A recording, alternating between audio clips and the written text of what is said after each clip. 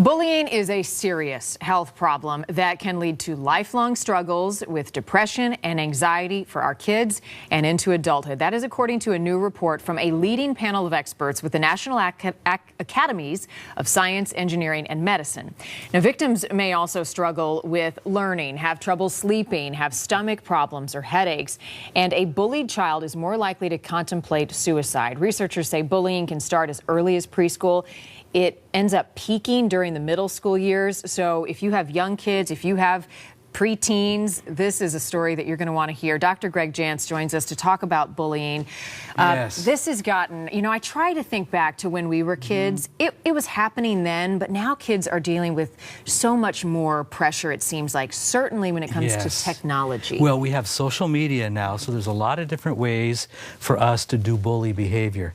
Kids will learn early on that they can say and do things, and they think it's secret. Nobody else knows. Right. But we do know. Right, we do know. And so let's talk about cyberbullying first. What is it? Okay, cyberbullying is anytime that I'm going to use intimidation or power and control in order to harm or hurt another person. Adults can do this too. Right. Kids will do it a lot of times. They'll send a text maybe in the morning and ruin a kid's day. There's fear that comes with that.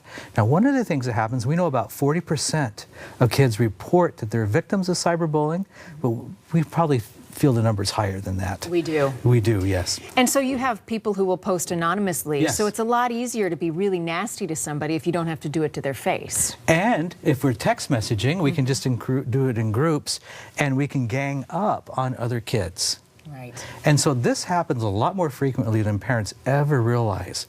And some kids, it can be devastating. This is emotional abuse. It is creating scars. You just can't see them. And we were just mentioning there some of the impacts that this can have on kids. What are the immediate impacts and then kind of the long-term effects for cyberbullying or just bullying in general? Well, we've seen kids that are younger, they're like afraid of anytime you put a device or a cell phone in a kid's hand, we need to understand what we're doing. But they can be afraid, and you'll probably notice that they're afraid to look at it.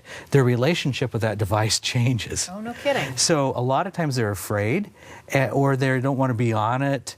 And so you're going to see, depending on the age, a different reaction. The older they are, the more aggressive they may tend to become.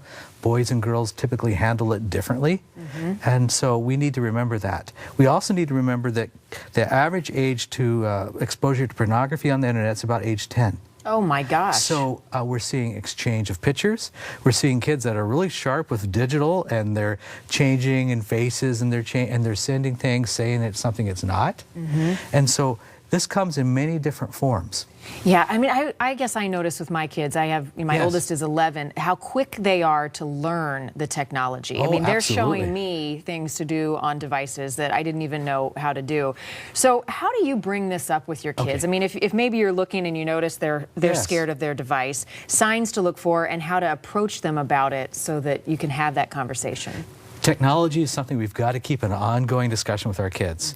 And so one of the things I'll even bring up is, well, tell me how kids are communicating. What's popular? So I'm looking, are they Instagram? Are they Snapchat? What are the kids doing? And then ask them questions about, have you ever received anything that's inappropriate? Now remember, cyberbullying thrives on shaming them not to do anything. So they're going to be afraid to say anything. So we're going to keep it an open dialogue and discussion.